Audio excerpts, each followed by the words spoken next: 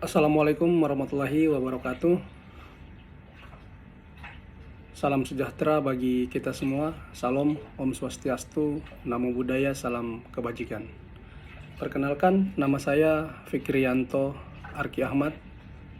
Saya mahasiswa Fakultas Psikologi Universitas Mercu Buana.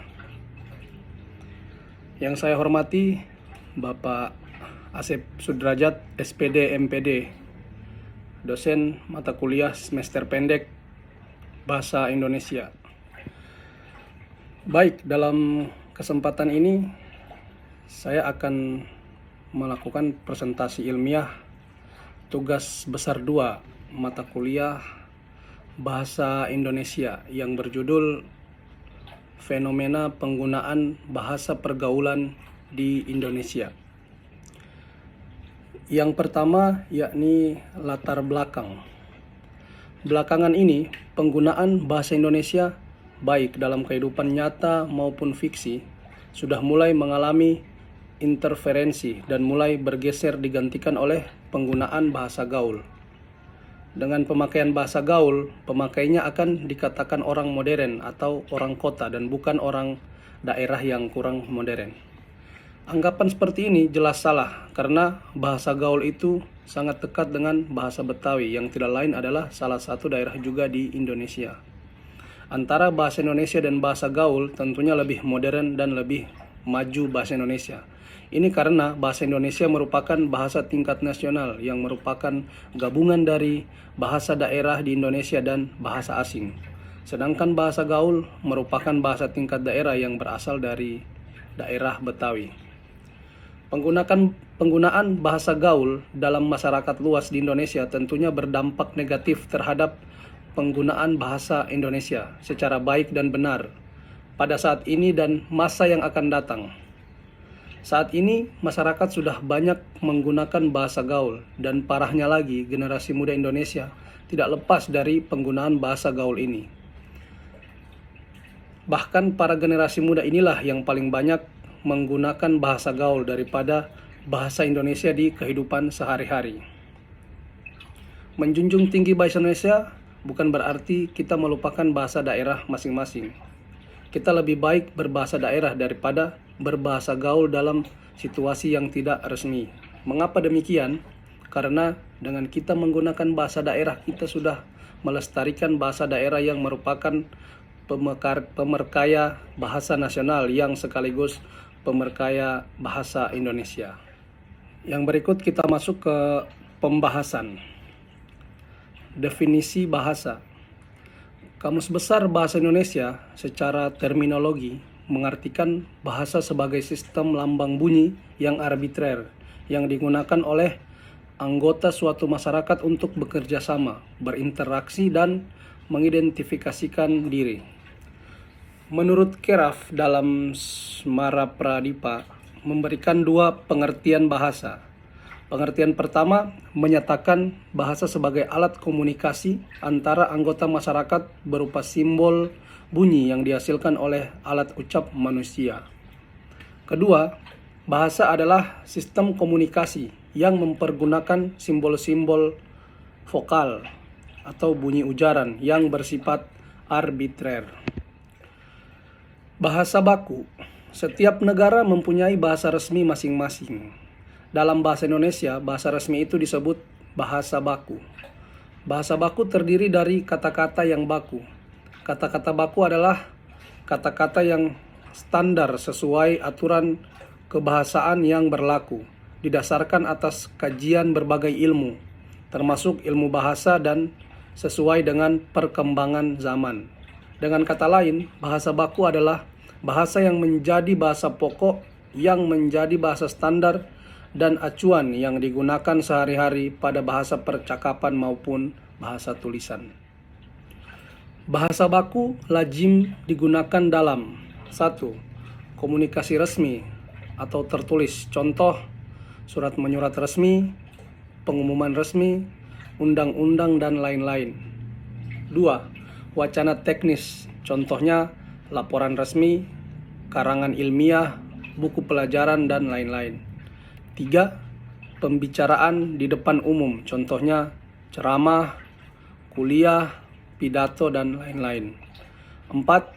Pembicaraan dengan orang yang dihormati dan sebagainya atau formal, contohnya guru terhadap murid saat sedang rapat di instansi tertentu atau pembicaraan kenegaraan.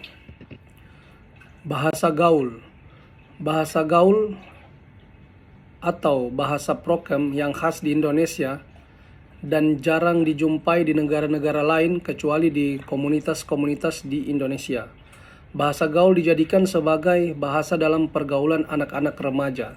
Istilah ini muncul pada akhir tahun 1980-an.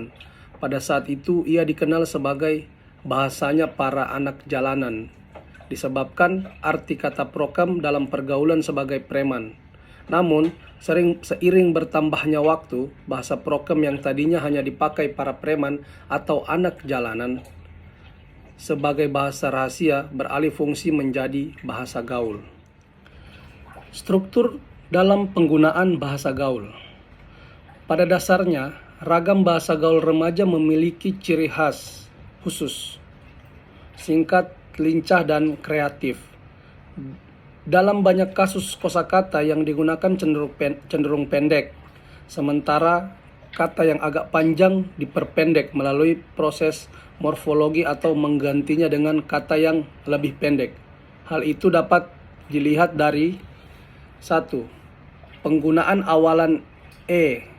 Kata emang itu bentukan dari kata memang yang disisipkan bunyi e. Di sini jelas terlihat terjadi pemendekan kata berupa menghilangkan huruf depan M, sehingga terjadi perbedaan saat melafalkan kata tersebut dan merancu dari kata aslinya. Yang kedua, kombinasi huruf K, A, G. Kata kagak bentukan dari kata tidak yang bunyinya tit diganti kag. Huruf konsonan pada kata pertama diganti dengan K. Huruf vokal I diganti menjadi A. Huruf konsonan kedua diganti G, sehingga kata tidak menjadi kata kagak. Yang ketiga, sisipan E, kata teman, merupakan bentukan dari kata teman, yang huruf vokal A menjadi E. Hal ini mengakibatkan terjadinya perbedaan pelafalan. Pengaruh bahasa gaul terhadap bahasa Indonesia. Di era globalisasi ini, penggunaan bahasa gaul makin meraja dan terus muncul bahasa gaul baru yang membuat eksistensi bahasa Indonesia kian menurun. Penggunaan bahasa gaul ini membuat remaja makin sulit mengetahui bahasa Indonesia yang baik dan benar. Bahkan penggunaan bahasa yang terlalu sering membuat orang-orang tak sadar bahwa bahasa tersebut bukan bahasa yang baik dan benar. Tidak jarang dalam acara formal pun banyak orang yang menggunakan bahasa gaul yang dalam konteksnya tidak sengaja. Cara mengatasi perkembangan bahasa gaul. Tidak dapat dipungkiri lagi, dalam bermasyarakat, bersosialisasi lebih sering menggunakan bahasa gaul. Anak-anak dan para remaja dalam perkembangan psikologis pun tidak bisa ditolak atau dicegah untuk tidak terbiasa dengan bahasa gaul. Karena itu, memang suatu proses dalam psikologisnya. Dengan kata lain, penggunaan bahasa gaul tidak bisa kita hilangkan atau cegah perkembangannya. Yang dapat kita lakukan yaitu 1. Memberi peringatan yang lebih mendalam akan pentingnya berbahasa yang baik dan benar. 2. Menanamkan sikap cinta bahasa sendiri pada anak-anak atau remaja dengan berbagai cara. Contohnya, mengadakan lomba puisi dan lain-lain. 3. Inisiatif dan kemauan yang kuat dari dalam diri sendiri. Yang terakhir, kita masuk ke kesimpulan dan saran. Kesimpulan.